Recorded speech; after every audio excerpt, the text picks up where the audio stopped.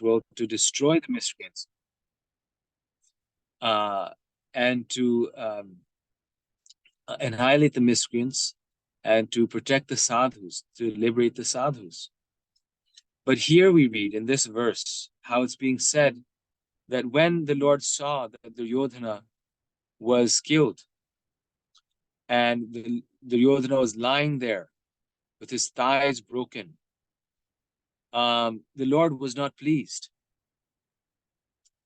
It's described that he was not happy.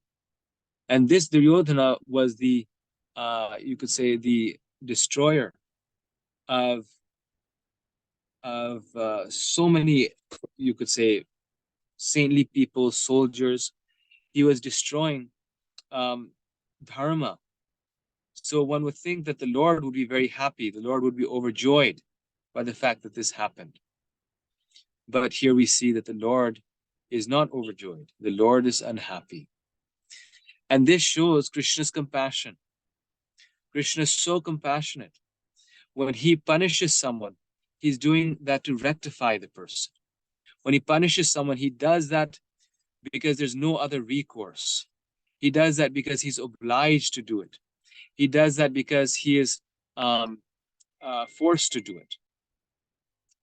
What can he do? He is simply trying to save the fallen conditioned souls, trying to save them. And we are so stubborn. We are so, obstinate, that out of the intensity or the desire to quickly bring us back to him, Krishna has to give us punishment to wake us up, to wake us up. And there's one very nice class by His Grace Indra Prabhu. Indra Prabhu is famous for his kirtan, but he also gave very nice classes. And they're on ISKCON Desire Tree. We can hear them, and very inspiring. And in that, His Grace Indra Prabhu, he says how Lord Krishna is actually in great separation from the living entities who are in this material world. That just like when a son leaves the home, the son is lost in pain and suffering, but the parents are suffering even more than the children. They're missing the children even more than the children are missing them. In the same way, Krishna is more anxious that we come back to him than we are anxious to go back to him. Krishna is lamenting out of separation from the living entity. Why? Why is he lamenting? Because every single one of us can do a service, can offer our love to Krishna in a way that no one else in the material world, in the world can. Every one of us is giving service to Krishna in such a way that that no other living entity can offer to Krishna, because every living entity is fully unique. All of us are unique. We are all.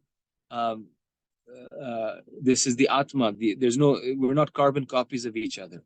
We all have a special way, a special desire, in which we can offer our heart, offer our service to the Lord.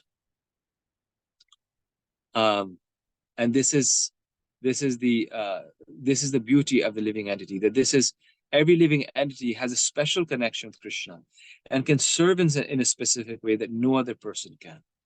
And this is why every devotee is so special to Krishna. Why every devotee is, very valuable to the Lord. And every devotee is an eternal servant of the Lord. Every person, every living entity is an eternal servant of the Lord. So, Indra Prabhu was saying that Krishna is missing us. He has no pain in this world. He has no suffering in this world. Except Krishna's only pain is his feeling of separation from his lost children. And this is why those who bring these lost children back to Krishna, those who are bringing these souls back to Krishna, they are the most dear servants of the Lord. This is why Krishna in the Gita says, and this is the, you could say, the confidential meaning um, uh, of the verse. He says, Nachatasmat manusheshu kaschid yatati siddhaye. That in this world there's no servant more dear, and there will never be a more servant who is more dear than he who gives this message to others, who preaches the message of Gita to others. So why does Krishna say that? Because this is the nature. This is the nature of the Lord. That this is his only suffering. This is his only pain. Is separation from his living entities, from his children, from his devotees, who are now lost for some time. So if a soul is removing that suffering, if a soul is removing the pain of the Lord, then that soul is most dear to the Lord. And this is why the devotees of the Lord are more dear than the Lord himself. This is why the devotees of the Lord are more special than the Lord himself. And this is why service to the devotees of the Lord, serving a devotee, is more important than serving the Lord. Yes, we're all very eager to serve the Lord, but Krishna says that my devotee is not my devotee, but the devotees of my devotees, they are my devotees. When we serve the devotees of the Lord, is there in the, I think this is the Skanda Purana or the Padma Purana, I cannot remember, maybe someone remembers, but he says the devotees of my devotees, they are my devotees. Because the Lord is most grateful to his devotees, because they are removing his suffering. And therefore, when we serve these devotees of the Lord, Krishna is very, very pleased. And Krishna is very, very kind on all of this. So therefore, we must always remember this very important principle. We must always remember this very important. We must never forget this, that how loving Krishna is to his souls, to his condition, to every living entity. And therefore, every living entity, especially the devotees, but every living entity, has to be treated with love and respect. And if we serve the devotees with love, Krishna is so pleased. And if we serve every living entity, then that's also a way of serving the Lord. But how do we serve the living entities? We serve the living entities by giving them Krishna consciousness. So the devotee is loving every living entity. How? Because if it's a devotee, then he's serving the devotee. But if it's a non-devotee, then he's serving them by bringing them back to Krishna. When we are preaching to someone, then we're serving them. It's a service. We have to think, it's not that we're their masters when we're preaching to them, but we are their servants, because we're serving them by making them happy, by helping them revive their Krishna consciousness. And here we see that how affectionate Lord Krishna is to Duryodhana. He was not happy to see him in this situation. Many people blame Lord Krishna that he was partial to the Pandavas. He made the Pandavas his friends, but Duryodhana was not his friend. And but God is supposed to be impartial. So why Krishna was not impartial? It seems he is partial. But this verse proves that Krishna is impartial. He is completely impartial. He was acting in one way with Duryodhana to uplift him. The way to uplift him was to punish him. And he was acting in one way with the Pandavas to uplift them. Because they were his devotees, he had to act out of love to do that. Krishna says in the Gita, of ways of suppressing lawlessness, he said, I am punishment. It is true that we ask the question, why does Krishna give so much suffering? Why does he allow? Because it is true that simply by the process of experiencing suffering in this world, the soul learns so much. Ultimately, that's what relieves us of our false ego. we hear so much philosophy, we may get the association of devotees, we understand so many things, but until and unless Krishna doesn't chastise us, he doesn't sometimes give the living entity difficulty, we still don't come to Krishna. And this is why you'll see that many people who come to Krishna, I would say most people who come to Krishna, they generally come because of some life experience, some difficulty in their life that woke them up. So how can one say that suffering was not a benediction? That was a benediction. That was Krishna's loving hand, because he loves us so much. Therefore, he gave us that difficulty. Because unless Krishna, gives us the school of hard knocks, we don't understand. We don't come to our senses. Human life is said to be the most valuable form of life, because it has the right balance of suffering and happiness. Those who are in the heavenly planets, they're actually more advanced than us. They're more spiritually evolved than us. But because there's so much happiness there, there's so much bliss there, there's all this heavenly enjoyment, the living entities won't get serious in their Krishna consciousness. It's too much pleasure. Hellish planets, there's so much pain you cannot think of God. So human life has that balance. And sometimes even in human life, there's too much pain. People cannot think of God. And we may ask, why is God doing this? Well, again, because Krishna knows that this is what the soul ultimately needs to wake him up, to bring him back to him. So ultimately, Maya, actually the word Maya means mother. Maya comes from the root ma, which means, you all know the word ma. Ma means mother. People say ma also means measure, but that's a later translation, later derivation. The most basic meaning of ma means mother. So Maya is the energy of the Lord that creates. A mother creates. But how does a mother create? How does a mother develop the child? Through love, through nurturing. So even Maya is the loving hand of the Lord. Even Maya is the Lord's love. But that love is being given to us because we are distant in a very kind of distant way. That love is there, but I mean, it's just the general thing to bring us to Krishna. But when the devotee suffers and goes through some difficulty, then that is personally the Lord's hand. And when it's not just Maya, but it's directly the Lord, when he's guiding us, then that we will get that, but we will see there's a loving hand there. There's Krishna also guiding us. It's a very sweet reciprocation. There's a very nice verse, right, in the Bhagavatam.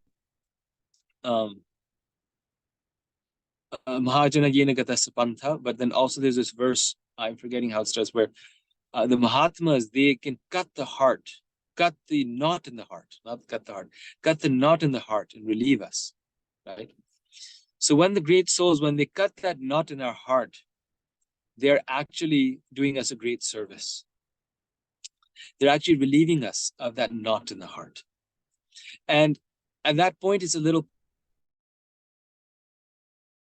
painful, it pinches. When they do it, then we can feel and we accept it, we surrender to it. Then we feel their love. We can feel that how they're actually uplifting us.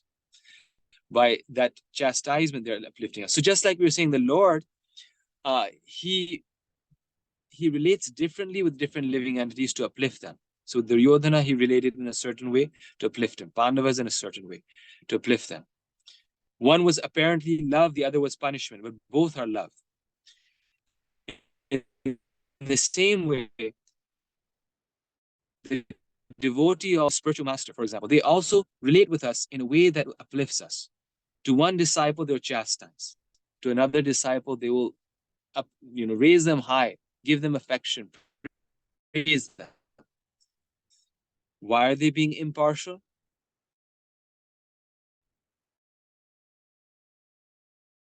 You can understand this chastisement, not punishment, but chastisement. And this disciple, this devotee, not just disciple, to all the devotees, this devotee needs encouragement at this time. Just like a parent, same mother. Sometimes the mother will chastise the child because they say this child is being too naughty. Someone has to set him straight. So they chastise. That chastisement is also love. And sometimes she'll kiss the child and hug them. Now the child is crying, is feeling lost, or do that. Sometimes when the child is grown up, then even when they're crying, they will not show affection. You teach them a very deep lesson. How does the mother know? Because the mother knows. In the same way, the Mahatma is given that vision by Krishna, where they can look through the heart. They can immediately understand, what does this devotee need? And accordingly, they will give that instruction. And that's why the Mahatmas can do for us what even the Lord cannot, because they can see within the heart and they can uplift the devotee and bring them to Krishna. But the Mahatmas are also the hands and legs of the Lord. It's said that the Krishna's compassion, Krishna's mercy manifest. So his compassion incarnation are the Vaishnavas. So we say, okay, the Lord, when he appears in so many different forms. What's his form of compassion? His form of just mercy.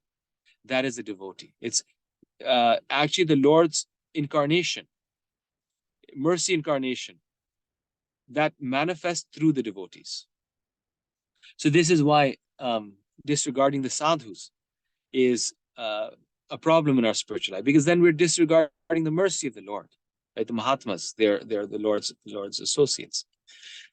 So here we see the compassion of Krishna, that Duryodhana is caused him so much headache, but now that he's been subdued, the Lord is feeling unhappy that I had to do this task. I had to do this thankless task to strain him.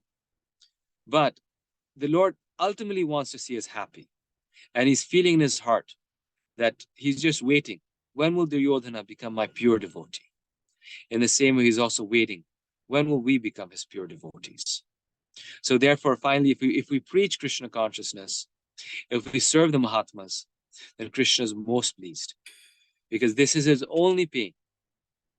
And if we are bringing the souls back to Krishna, he's very happy.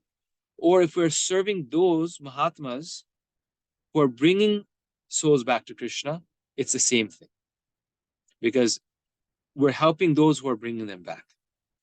And this doesn't have to be even a great, soul, a great devotee, but even other devotees.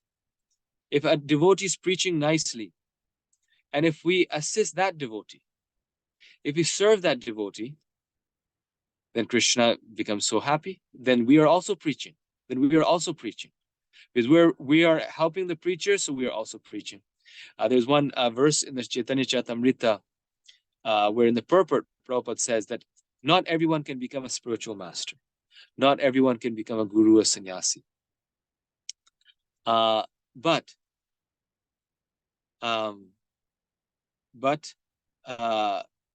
everyone can serve the spiritual master.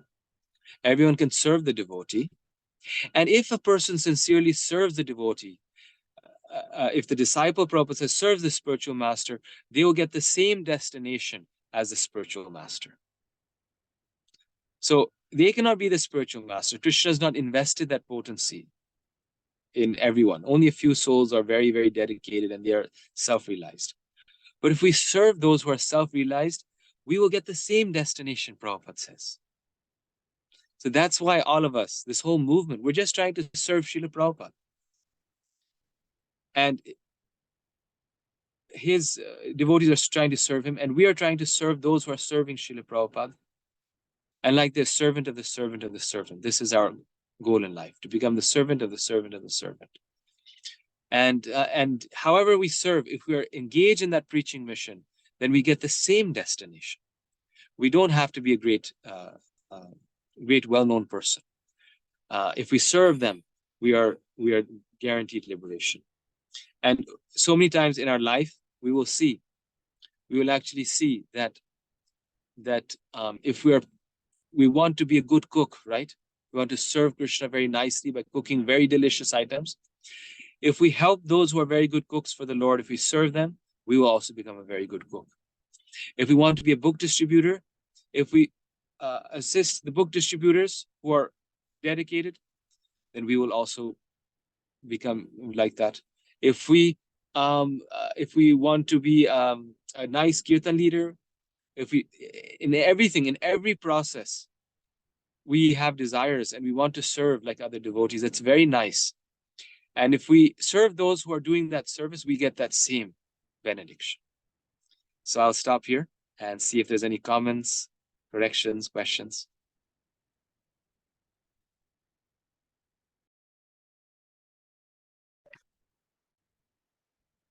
Hare Krishna Prabhu, Dandavat Pranam. All glories to Srila Prabhupada. I can see how you are serving, sitting in the car. So that itself shows that how you are serving. So I want to serve you. In that way, I'll also get some, whatever that fraction of some pure love, like what you have. So that's what my understanding. By saying, hearing you, seeing you, that's the most important. How to serve the devotees. We have to come to a realization. I have to come to a realization that serving a devotee is better than anything else. So I was just in the other class, just a reflection. Mrutrasur, he is asking Indra to kill him as soon as possible so that he can go back to Godhead.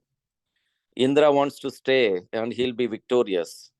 With Dharma, Harta, Kama, Moksha, he's having fun. That means he is victorious. But who is victorious? Right? But on that context, recently we heard that why Prahlad Maharaj and Hanuman, they're all still in the same different varshas because they want to preach and they're not interested to go back, but they're actually interested to send everybody back, like Ramanujacharya. Even though he got the initiation mantra, he said, let me give to everyone. I don't care about myself. So this is the consciousness of a devotee. If at all we want to become a devotee, he is that is the consciousness we should have. But how can I become Ramanujacharya? Can I become Rutrasur? Can I become Prabhupada? No. At least serve the devotees who are doing that way. In that way, we'll also get some little bit whatever that prema. Right? Yeah, so thank you. This is such a nice point that you made. Well, first of all, I want to say that if we can just serve you, Prabhu, we'll be so so fortunate. So I'm very novice, and you're setting the example. Actually, so wonderfully. The service that you do for Radha Madhav is so exemplary, and also this point that you're bringing in is so nice, actually, that because these great devotees, they know that Krishna's only pain in his heart is that the souls, he's missing the souls who have left him. For that reason, they're not willing to go back home, back to Godhead. They want to stay in this world to liberate those who are left behind, to liberate the souls. And you gave the example of Lord Hanuman. The Lord Ram went back to Saket, but why did Hanuman decide to stay here? It's such an amazing connection, actually, that you made. He's a perfect example. He's staying here in what is it? Was it Kim Purusha Loka or which one was it? Yeah, Kim Purusha Varsha. Kim Purusha Varsha. He's staying there to liberate the souls there, to give them Lord Ram's devotional service. In the same way, Prahlad Maharaj said the same thing, that I'm not interested in going to the forest. I want to stay in the cities and preach Krishna consciousness to bring these souls back to you.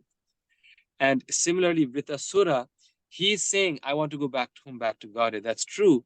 But his main thing is that I don't want to, like Indra, I don't want to be a devotee here enjoying this material world. I want to go back to the Lord to start to serve him. And he too, through his words, even while fighting, he's preaching Krishna consciousness. He's glorifying the Lord, and he's showing the world all the demons. All the demons are watching him. He's the head of the demons. He's telling them that the ultimate goal of life is to go back to Krishna. So even then, at his final moment, he's still preaching. So these are very, these are perfect examples, actually, that you gave. Prabhu, another one, on the Adivas ceremony, His Holiness Jopadak Maharaj was telling, I'll not take much time, I'll take only half a minute.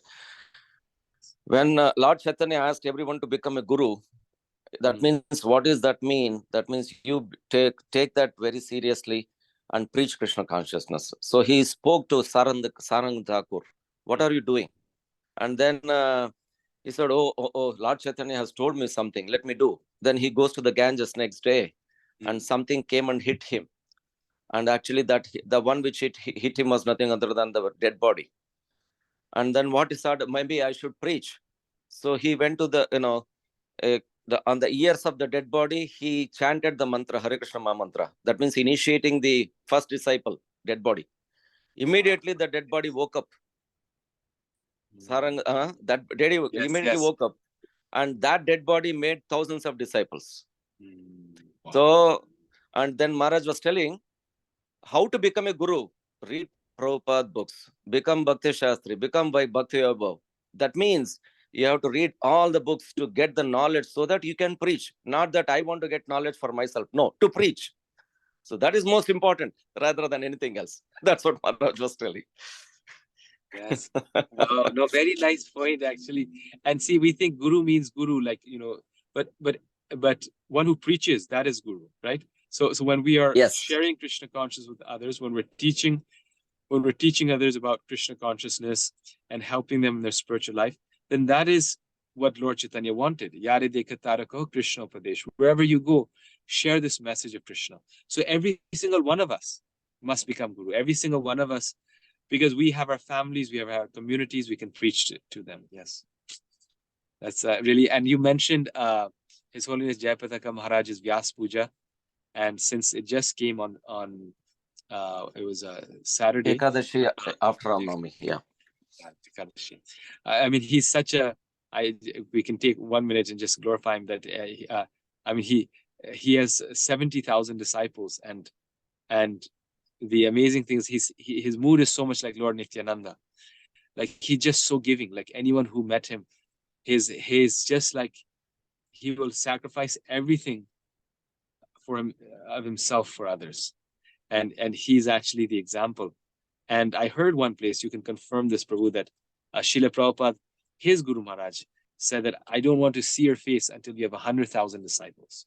So even he is accepting so many devotees, disciples, but he's doing that simply because Srila Prabhupada ordered him to. No, actually, Prabhupada said at least 50,000. Wow, at least 50,000. So he crossed beyond. He crossed that. Wow. He crossed 50,000, and for the Vyasa Puja, there are around 15,000 people came to Mayapur for his Vyasa Puja. Anyway, the next year is 75th birthday, so they are targeting 50,000 disciples to be there in the Mayapur. Wow. For the Vyasa Puja. So that's not the point. Basically, the point is how we become. He was telling in New Vrindavan, he came. He said, if one person makes 1% devotee in 1 year, and think about how many people you can make in your life. He did not say thousands. He said one devotee in 1 year. Wow. Yes, this is actually very true. This is a nice goal. Yes, Prabhu. Thank you. Yes, actually, this was it's interesting you're saying this, because this is a goal for many devotees that make one devotee every year. It's a very nice meditation to have. Other comments, questions? Anyone else?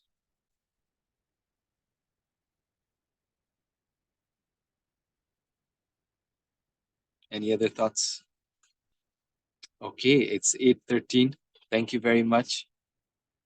Thank you, Prabhu. I was just thinking about your first point about the Lord doesn't really want us to suffer in this world, right? His intention is to get us back to Him. So I was just thinking, Prabhu, from that perspective, and I think from the devotee's perspective, Lord's hand is personally there, right? He wanted to, sometimes it looks like maybe a devotee or a non-devotee, right? Even a person, a complete army.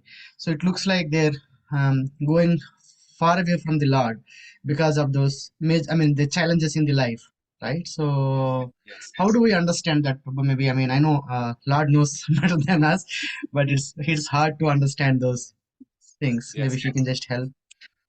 Yes, Prabhu. Actually, you bring up a good point. So so uh, to start with, therefore, our pain, the living entity's pain, is the Lord's pain. The Lord, though he, like Prabhupada is saying in the purport, he's as strong as a thunderbolt, but he he does it. What's the word? He does it. It's he does it reluctantly. That what to do? I have to do this, but he doesn't want to. He wants to see us happy, right? He wants us to give us pleasure.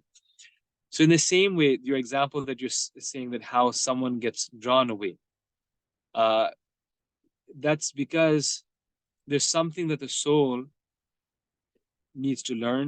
There's some mistake that we're doing. So Krishna gives us that that chastisement, and then it may take that soul some time to uh, to accept it as the Lord's mercy. That is part of the purification. So to give you an example, like um, sometimes we come to Krishna consciousness and we start thinking, well, maybe that actually my material life is better. That I've come to Krishna consciousness, but what are all these devotees, and every day there's dal roti sabji, and I'm missing the pizza, I'm missing the vegan restaurants, and I'm missing this and that. It's better I should go back to my old ways. So a devotee may become frustrated. They may go. So there's one devotee like this. He was serving in the temple, and he was actually a pujari, very dedicated in Vrindavan temple, and he left. Something happened there. There's some problem. Someone accused him of something, and on that pretext, he left. And many years he was wandering here and there, and trying out his material life. And then one time he was in a city where there was a festival happening. And of course, his material life he ultimately was getting frustrated. He was getting miserable more and more. Then he came to the temple, and some friend called him and said, "No, you must come. You must." He said, "No, I've done that. I don't want to go to the temple." He said, "No, you must come. You must come." So he came, and there he happened to come at the time when Srila Prabhupada's Guru Puja was going on. And as the fan was being done of Srila Prabhupada, the Chamar fan, all of his memories of years of service in Vrindavan as a pujari there, we came back, and he started to cry. He started to cry. And before, when he left, he was thinking, oh, this spiritual life that I had, this was just a dream, few years bad dream that I had. But then when he came back, he realized this material life, when I left Krishna for a few years, that was the bad dream. Right?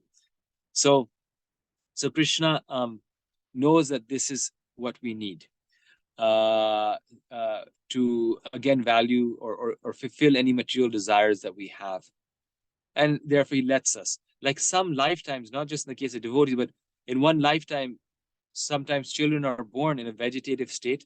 They live for a few months and they die. So why that soul was there? What was Krishna teaching him?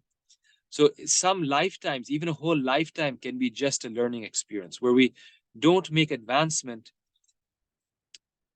conscious advancement, but we're advancing by that experience, so that in our next life, we start from where we left off. So again, a devotee may leave, we may not even see him. But then in his next life, he'll continue. So there's no, we're always on the path. There's no point when we actually leave Krishna consciousness. That's true. Thank you. No, I was just thinking, I mean, that's nice.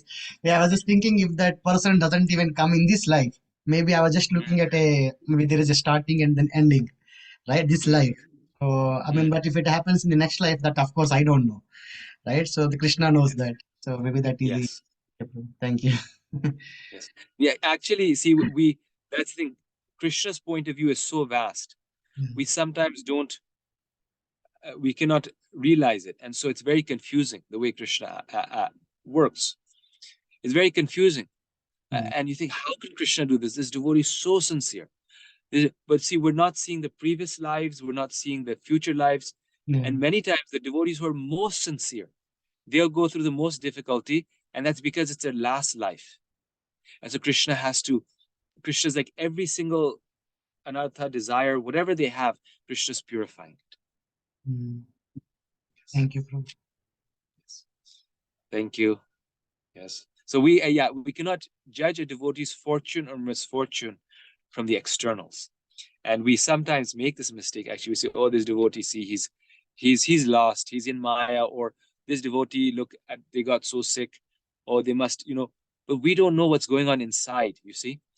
And there's one very quick thing. There's this one devotee who used to drive a truck, and this crazy man was drunk or something. He was driving 120 miles an hour, and he smashed into his truck. And so this devotee got paralyzed for life.